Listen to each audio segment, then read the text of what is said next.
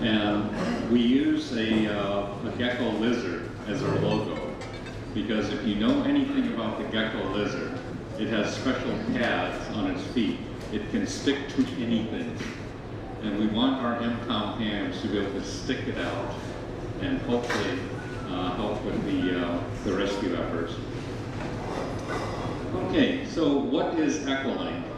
Echolink is a free computer program that is available to licensed hams. If you go to the Echolink website, and you can Google this, anyone in the world can download the program. However, if you want to use it, you have to validate your license. And this is how they regulate it, okay? Echolink was created so that hams could use their personal computers to talk to other hams on personal computers. This is the first step. The idea was there were many hams who were getting older. They move into a retirement home or an apartment building. They cannot put up an antenna. As they get older and they retire, they have less money. They can't afford some equipment. So this was a way for hams to continue being hams, making contact, making friendships, promoting international understanding, and hopefully world peace.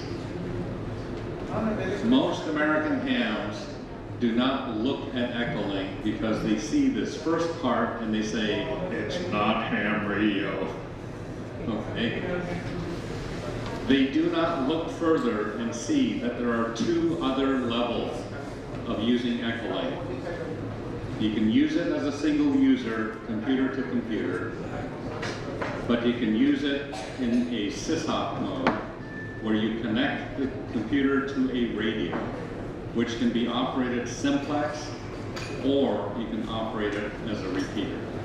So I'd like to share some of these things with you this morning. Jonathan Taylor wanted hams to keep talking to each other over the internet, making power of new technology. You extend the capability of your radio by using Echolink, and you can have something like a small 5-watt HT and talk around the world. You do not need a big aerial. You do not need an expensive HF radio. You do not need linear amplifiers and expensive coax. Okay? All you need is a computer and the internet and an interfacing sound card. Jonathan Taylor, I contacted him about some information and things, let him know what we were doing with our Echolink, and his comment was essentially, I have always felt that VoIP plays a role in MCOM, and he was very happy to see what we were doing. In a disaster, you never know what will happen, and you never know what tools you will have available to you.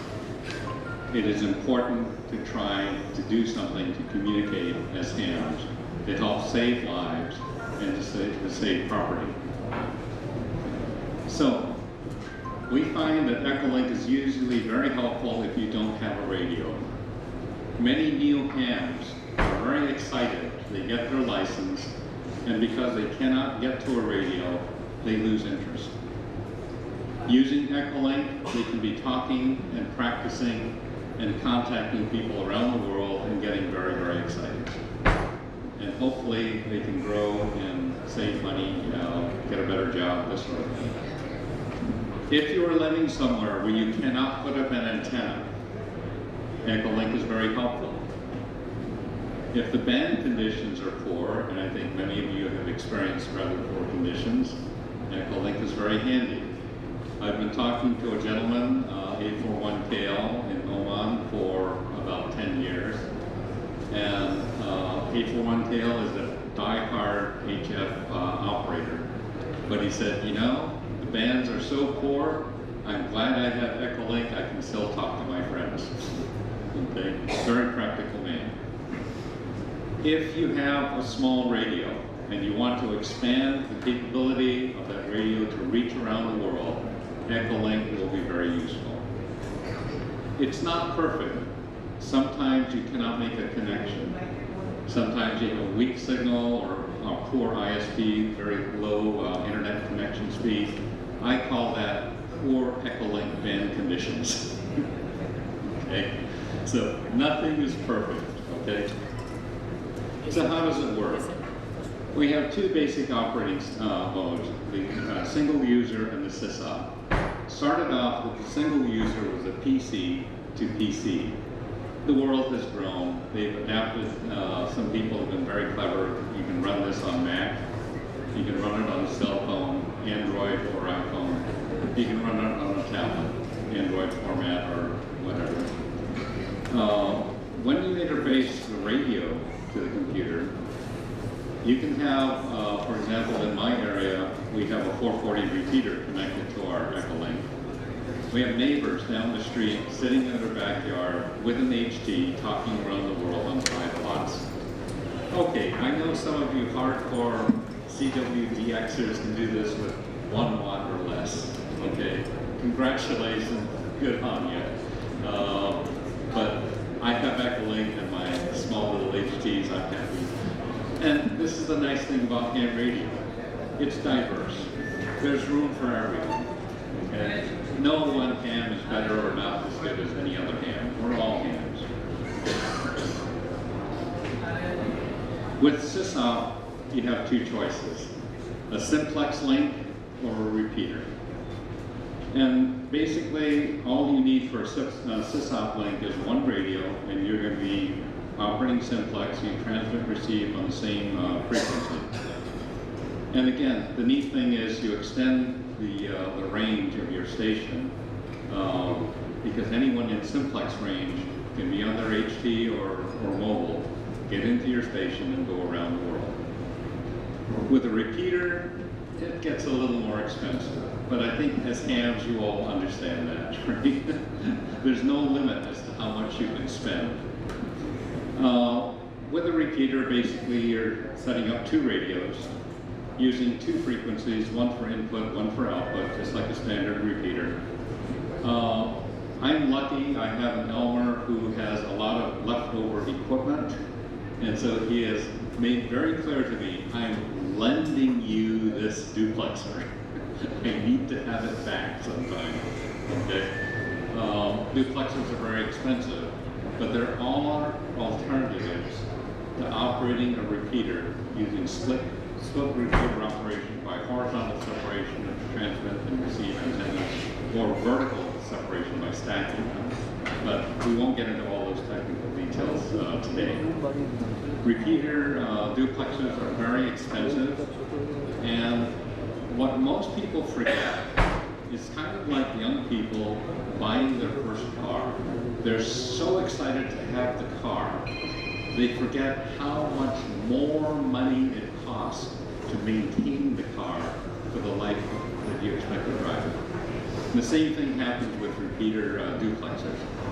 It's a big accomplishment to finally get the money to buy one, and then when you need to tune it, you need to find someone with special equipment, and it costs, in the US, it costs us about $125 to $250 to tune a duplexer. So we try to avoid that. Okay, so basically another option for using, setting up an Echolink repeater or any repeater without the duplexer is to do crossband repeating. I don't know if this is legal in India, but it's very simple to do in the United States. In fact, after being here and looking at the situation, I am surprised at how easy it is to be a ham in the US. You get one license, it's good for 10 years, you renew it, it costs you nothing. You just have to make sure that you receive the renewal notice at the address. So if you move, you better tell them, okay? If you want to take a picnic and take your radio, go on a hike, go down to the beach, just pick it up and go. Don't need to file any kind of special permission. To do crossband repeating, you need a dual band radio with crossbanding capability. And all that means is you find an open frequency for input, another frequency for output, but you're operating in two different bands. So we have one split repeater that's input is 2 meters and the output is on 220. And no duplexers needed. However, anyone using this repeater needs to buy a dual band radio, which costs a little bit more. So there's always a plus and minus to things. Very simply, and without getting too technical, with a split band repeater, you just have to separate the transmit and the receive antennas so they don't desense each other. You can do a horizontal separation, in which case a minimum of about 1 mile seems to be very useful. My Elmer is about 8 miles away from my QTH, and he has a 2-meter transmitter and a 220 transmitter at my location. He has the receivers at his location. He has a third repeater site, which is using a vertical split. And basically, I think he has this one running, I believe, on 440. And he's found that when he separates the receive antenna at the very top of the mast, the tip of the transmit antenna must be 20 feet vertically separated. But they must be vertically aligned. They must be directly under one another so they don't see each other. And he's been running this external setup for about 3 months, and it seems to be working fine. And both of those methods allow you to have repeaters with no duplexer, so it might be something you're interested in. So basically, here's an example of a crossband repeater. The transmit is on 145, and the receive on the crossband is in 445. Again, the main thing you have to do is make sure that people that are operating have dual band radios, which cost a little bit more. Simplex versus repeater. For some people, it really doesn't matter, but I think when it really comes down to it, the key difference, when you're on simplex, one operator is out of range of the other operator. They cannot make contact. They both are in range of your Echolink link node, simplex. So the control operator at the link station can hear both of the operators and has to relay the information. It's a little bit slower, but again, in an emergency, any and all means of communication is viable. The advantage of having the internet is that the call locally can now reach the world. And you never know who is listening. And most hams, when they hear an emergency call, will try to respond. It's just a universal thing about hams. Very big-hearted people. With a repeater, the advantage is that both of the operators that are normally out of range of each other can now talk to each other. The beauty of having the internet connected is now there could be operators in the area on their cell phone who would not normally be able to talk to a person on the radio. But connected by Echolink, all of these people can now hear each other. So what does it take to set up Echolink for MCOM? Well, you have a single user, and you can very quickly see everyone needs to have the internet. And this is the weak point. Okay? It is the Achilles heel of Echolink. You need to have an ISP. The equipment is basically, for all the stations we set up, a computer with a sound card interface. The cost starts very low as a single user and increases as you go towards a repeater.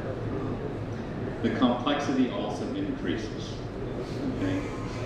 The range, basically, with the internet, you're out getting to the world. With simplex, it's up to your particular station, the terrain, all these other factors that affect your propagation. If you lose internet, you still have your radios. And at this point, it's ham radio. And so many of the critics of Echolink do not look at the sysop operating modes. They're totally unaware of them. because they get to the first point of, oh, Echolink, computer to computer. No, it's not ham radio. They close their minds. Okay? But if you change scale and look at it, you find out that once you have a radio connected to your computer, you're a ham. And what we do in our area is we link our Echolink repeater station to other Echolink stations within RF range. So if one station loses their internet connection, maybe the other stations are still connected. You just relay the traffic by RF. It's ham radio. Right? It's basic communication. The most vulnerable station is the single computer user. And that's why for increasing resilience and increasing your the use of your station for MCOM, you interface it to a radio. This can be interfaced to VHF, UHF, or HF. Okay? So it's your choice. Loss of the internet, that's the weak point. But it's very, very interesting because you cannot assume that a disaster will automatically mean there's no internet. We've had some disasters, and for some reason the internet was working, and we took advantage of it. Okay?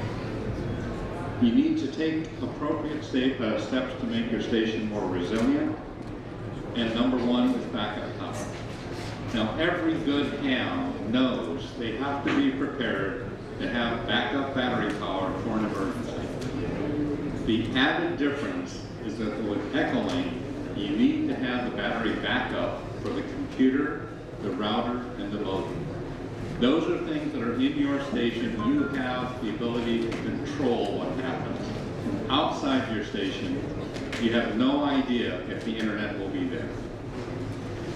But in some cases, it is. Loss of power, no internet, so just get the backup power going that way. Unfortunately, it's a fact of life. When you go from DC, 12-volt DC, on up to what you need for running, in the US we need 120 VAC. I think here you need 220. Okay. The conversion is very inefficient. I think the most optimistic numbers that I've seen is you lose about 60% of your battery power in the conversion. So you have to be very, very conscious of this, and we have limits. When our batteries that are the backup bank for the router go down to, if we just use the top 20%, it's down to 80% charge, we stop. We want to protect the life of our batteries. We are willing to go down to 60 in an emergency. But I live in a very small apartment, so I don't have places for a generator, big solar panels, and this sort of thing. But every ham has to face the reality of what they can do and operate within those limits. It's the same like your family budget. You cannot spend more money than you earn. And with power on your station, you need to try to think, how can I keep things going for 72 hours? 72 hours is not a magic number. It's a number that many MCOM operators, after looking at a number of disasters, the average is help usually arrives within 72 hours. There are exceptions where it takes longer. There are exceptions where it happens sooner. But my organization has chosen 72 hours as the guideline. And these are guidelines. You adapt them to yourself. We need to back up power for the internet. That's kind of obvious. Keep the routers, the computers going. Hurricane Harvey, how many people followed that one? Big flood. The storm did not really hit the city. Okay, heavy rains did. So they were lucky. They didn't have high winds taking down power lines and towers and things like this. They found after the fact that the main internet backbone was very resilient and was back up and running very quickly. Facebook saved Houston. I don't know if you heard the story. There is a lady who was addicted to Facebook. And after Harvey hit, she started noticing on Facebook health we need help, we're here, we're stuck in this building. Other people saying, I have a boat, I can help, where do you need me to go? She started to connect them on Facebook. Then she found she was up for 2.5 days. And after the event, she said, I never thought my Facebook addiction would become useful. Okay? So in this case, the internet was up. Zello was also being used, as well as Echolink and VHF, UHF, and HF. Okay? But it all depends on what you have available. Data network links. All Echolink users on cell phones and tablets or with cellular data signals have access to the to Echolink. Unfortunately, they can contact computer users. Computer users cannot usually contact them. Okay, you need to be aware of this when you organize your Encom things. So what we like to do is have different Echolink link stations and repeaters all within RF range of each other to form a network. And I think this adds to the resilience for our efforts. Having this type of internet connection, connectivity with Echolink stations is very similar to radio relay. And as long as you're within RF range of another Echolink station, if internet goes down, you can still communicate. At some point in time, you keep relaying until you get to a station with the internet, and I guarantee once that happens, the word spreads around the world in microseconds. Okay? Interfacing the radio to the computer becomes very tricky. The key thing is you have a computer, which is a digital device, you have a radio, which is an analog device, and you need something to translate. That's the sound card interface. And unfortunately, every computer maker in the world thinks they have a better way to make a computer, and every radio manufacturer thinks they have the best way to make a radio. And so you have a lot of interface wiring challenges, okay? But myself and some other hams outside of India, when we talk with Indian hams, we are totally amazed at the home brewing that you do. In fact, I've had many hams in other countries tell me the Indian hams are real hams. Okay, the tough conditions that you're in, the expense of this hobby for you relative to your economy, it makes a lot of people think very hard and very clever to home brew things, which work because it gets out to the world. So I really salute the hams here. Okay, connecting by sysop mode again. Once you have a radio connected to your computer, you're like a ham. Okay, internet goes down, radios take over. Add to that cell phone technology. Now, hams with Echolink on a cell phone get to a cell tower, the cell tower gets to the internet comes to the computer. Once your call reaches my station, it goes out RF local for 25 miles. The person sitting out there on their HT has no idea that you're calling with a cell phone, that it's going by computer or whatever. Okay? As far as they're concerned, they're getting a radio signal. So basically with the West Bengal Radio Club, we in contact with them, and this is how the world works. You never know who will know someone who knows someone. Okay? I was doing some research about MCOM during the Nepal earthquake, trying to figure out how things actually happen. And I came across an article that reported volunteers from the West Bengal Radio Club going to Nepal and setting up operations. And I saw the call sign BU2JFA. And as a teacher, when I looked up this call sign, I saw the club was affiliated with a school. And as a teacher, I'm thinking, oh, fantastic, young people. Okay, let's make contact, because Students usually cannot afford radios. Let's see if they're interested in using Echolink.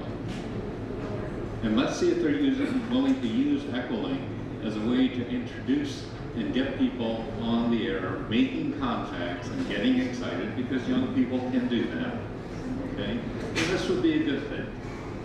So I sent an email to JFA and said, this is who we are, we're a small club. Do you have Echolink? Are you interested in getting Echolink? And we can use it this way. And we had our repeater set up. And what's really amazing to me about America, we have lots of hams, we have lots of equipment, we have lots of radios, we have many, many repeaters in the Los Angeles area. And when you listen to these repeaters, they're very, very busy in the morning when people are driving to work, and they're very, very busy in the late evening when people are driving home from work, and it's almost dead quiet all the other times.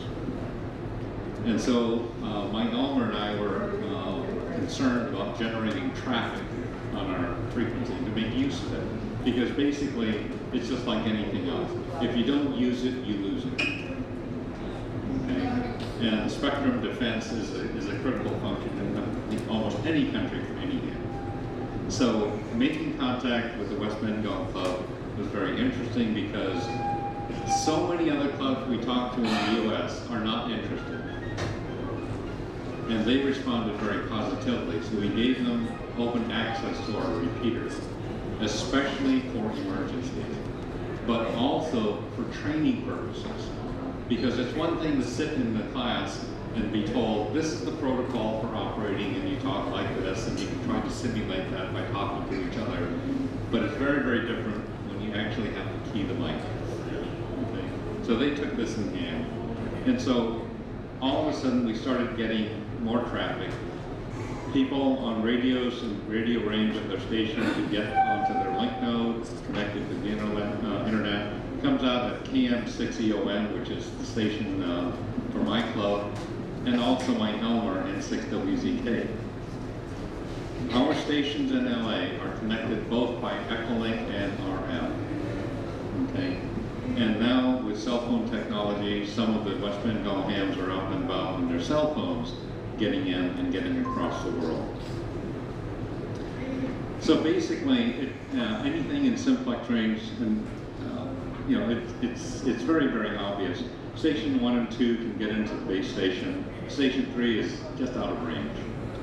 Station 2 can relay to Station 3. Okay? But once everything comes to their club station, we go over the internet and get up to the rest of the world. So this is the interoperability and exchange that we have using this. Just remember, cell phones and tablets cannot be reached by the computer operator. Once they connect, they're in the network. But I cannot reach a cell phone operator. So when you set up your ENCOM teams as backup, and they have their cell phones, they need to be aware they have to initiate the contact to get connected to hear everyone else. So this is how the exchange usually goes. Obviously, for communications, you have someone sending the message, and hopefully someone is going to receive it. I think many of you have done this before. CQ, CQ, CQ, dead silence. No one comes back. Okay? The contact comes back, and then you have communication going. And it has to be clear and accurate, especially for ENCOM. You may only have one time to get the message out. You must be able to speak clearly and accurately. Okay? This is where a number of things comes about. English language is a global standard. Okay? Morse code is a nice standard. Unfortunately, many countries have taken Morse code off the requirement. I think it was a big mistake. Okay? I myself, I'll be honest, I don't know Morse code, but deep in my heart, I know in a disaster, you need one ham to crawl out of the dust and the bricks, look around, see a disabled car, pull the battery, find some wire, they'll be up and they can just be tapping wires and getting code out. This is the ultimate resilient MCOM. So I need to study Morse code. And some of you know this much better than I do. From here, I'd like to introduce BU2JFA and let you continue need to change your handle because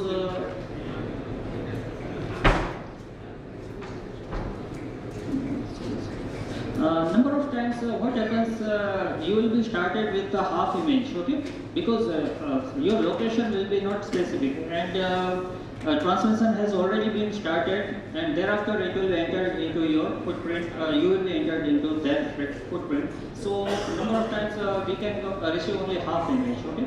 So it's but natural, it's very natural, and if you continue to receive that file, there are possibilities that in same pass you get multiple of images. In PD180 mode, the full image will be captured or received in 180 seconds. One one or two last passes were transmitted on PD120 mode, which generally needs 2 minutes only.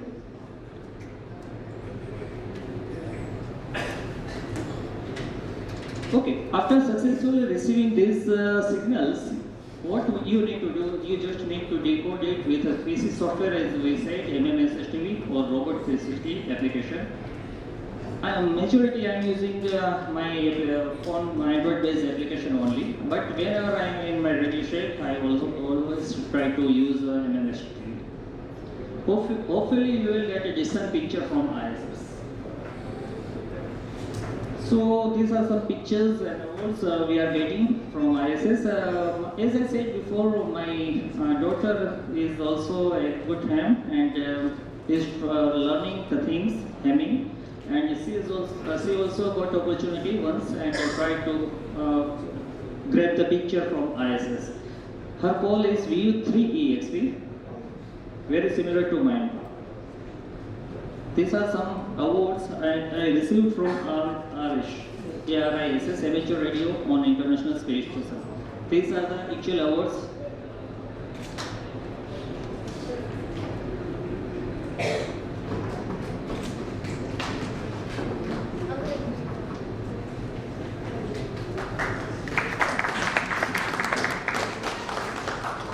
So these are basic things, and we can do number of things with ham radio, and this is the pretty new thing we can try out with our simple handy. Okay, one more thing, I am also giving a number of programs in various schools and colleges. So what happens for this experiment is we need a handy, okay, trans receiver. But actually we are in requirement of just receiver. What happens, number of times people are not aware, or if some STW need to try out this thing, they can try out a simple RTL STL. So without having ham license or without having handy or trans receiver, you can try out this SSTV receiving from ISS with a simple RTL STL dongle. So this is a pretty simple thing, you can also try out with this. And this is an excellent alternative for students not having a ham license.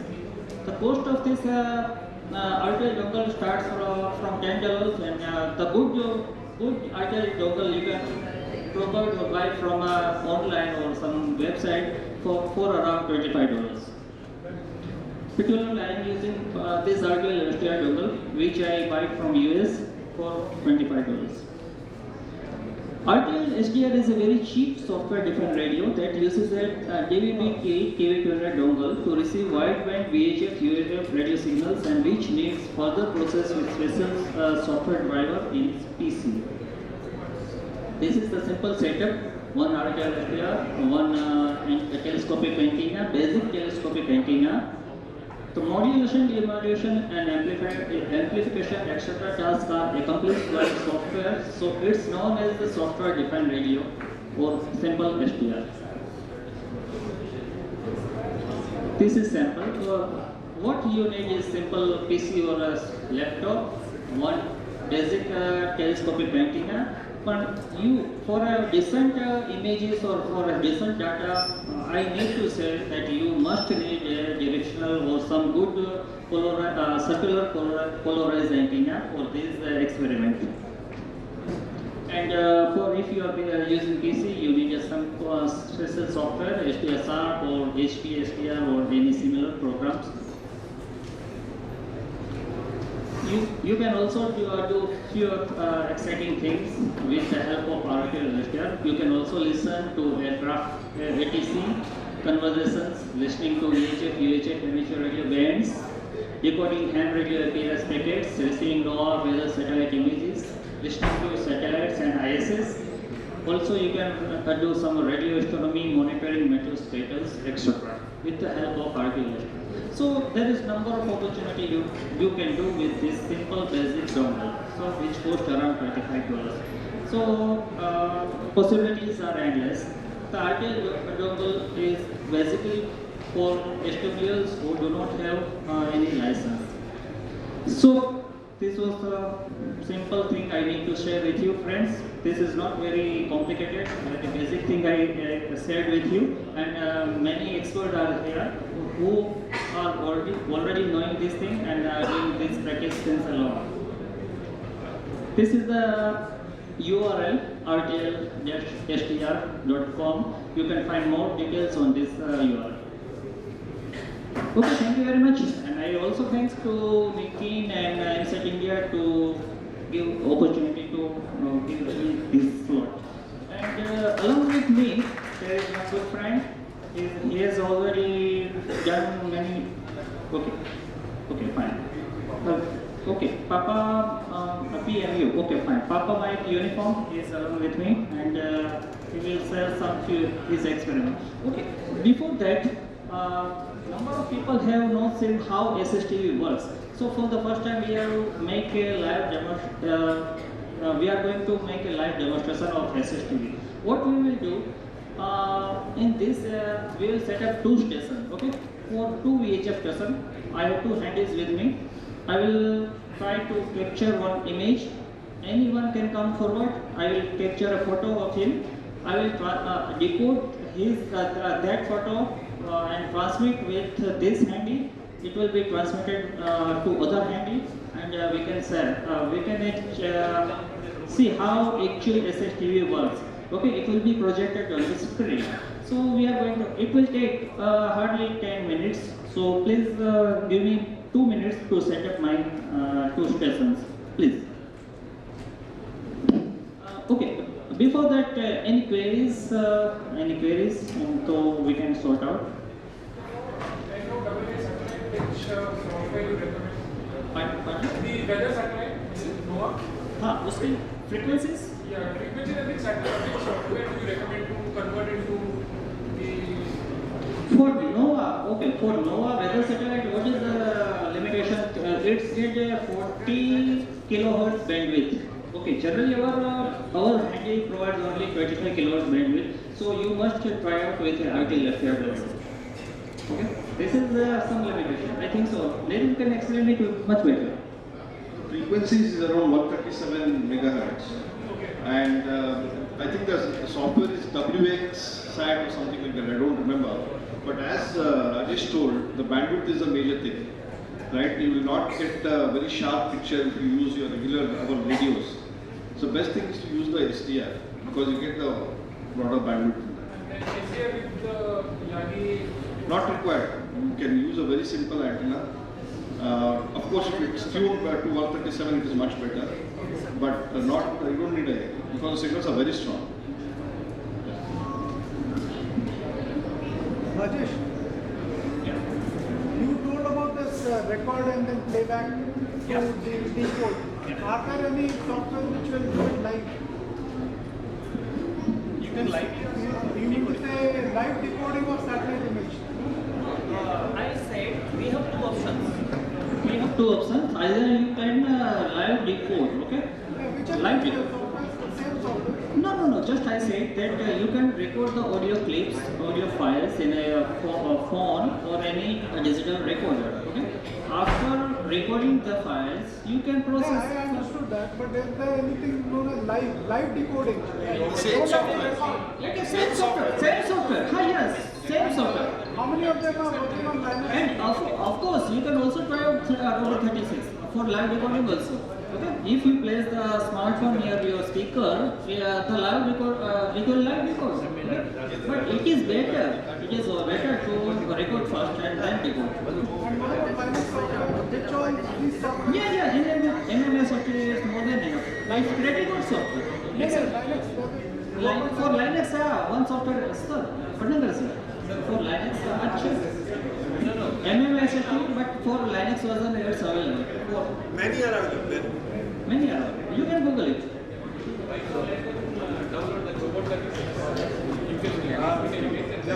Yeah, just we are going to try out the things. Okay.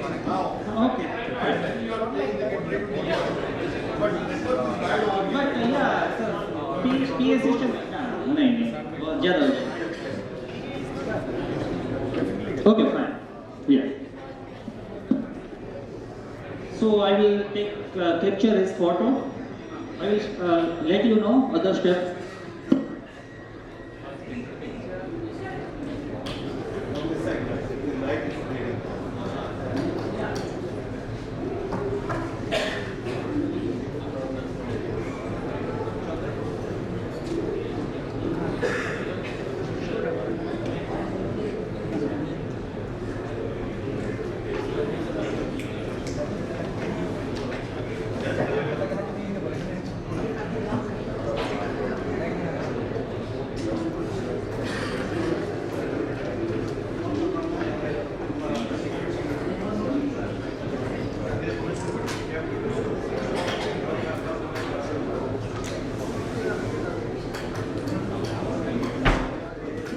Okay, just I captured this photo. What I will do, I will decode it with Robot 36 application. Okay, install it in this mobile phone. I will play and try to play this audio file, and immediately I will transmit from this hand. I will come over there because it will be I need some space. Okay.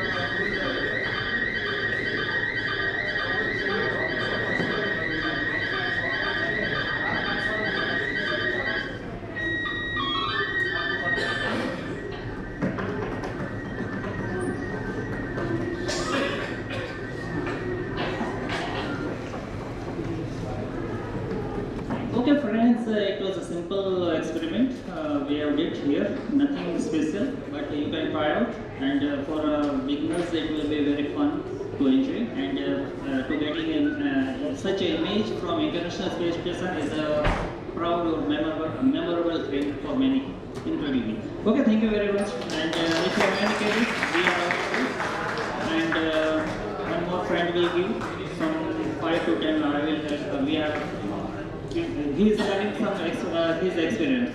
Please. VU2 PMU. VU3 PMU. Please.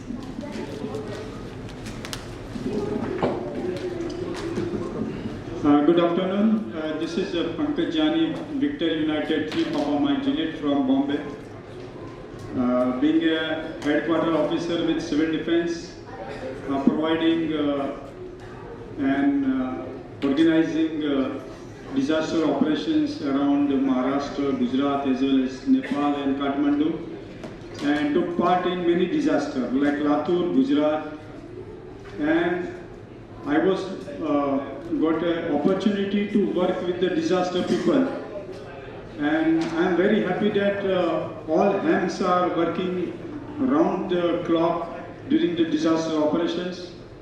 The Maharashtra government has elected me as a Mansavi Adhikari, that is headquarter officers, and working for last more than 25 years with civil defense, and also working with Mumbai Police as a wireless officer in event of any disasters and many social activities like Ganpati Emergent, Mount Mary, and when there is any emergency like cloudburst and all. So I am very happy with amateur radio operations, and in Rajkot 2017 I heard space communication from Mr. Rajesh Vagadia, VU2XP, and I got many feedback about the SSTV, and luckily from 2016 and 2017 I got 13 SSTV pictures, very clear pictures, and I have been awarded SSTV, that is 20th anniversary awards, and I was so happy with my awards that this is my lifetime achievement awards from the ARIS, that is the 20th anniversary, and I got many feedback from Rajesh Vagadia from the Hamfest 2014, and thereafter I have made my home-brewed satellite antenna. Like that, if you see that quarter wave is more than enough to catch the signals. But I have made an antenna with the 3 motion like directions, elevations and polarizations. I show you some of the things.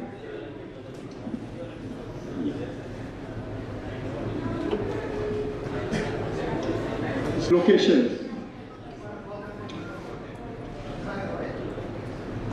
And this is very good opportunity to take ISS signals from the space stations, and I think everybody can able to get it very clearly, and I really thanks Mr. Rajesh that lots of feedback received because he's having lots of experience, and on the end you know, amateur radio is a self-learning experience, so I think this can be understood by everybody.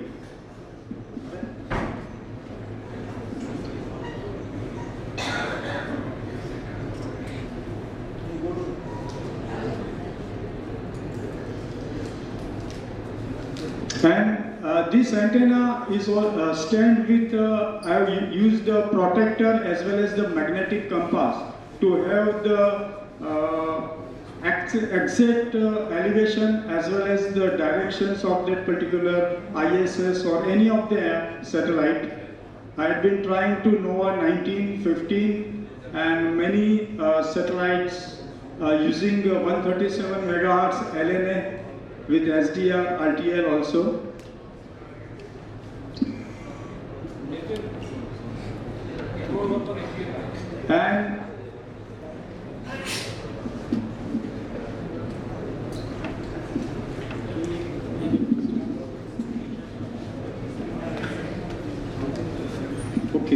So I think that particular subject is, I think I am going to end with this thing. Thank you very much. Bye-bye.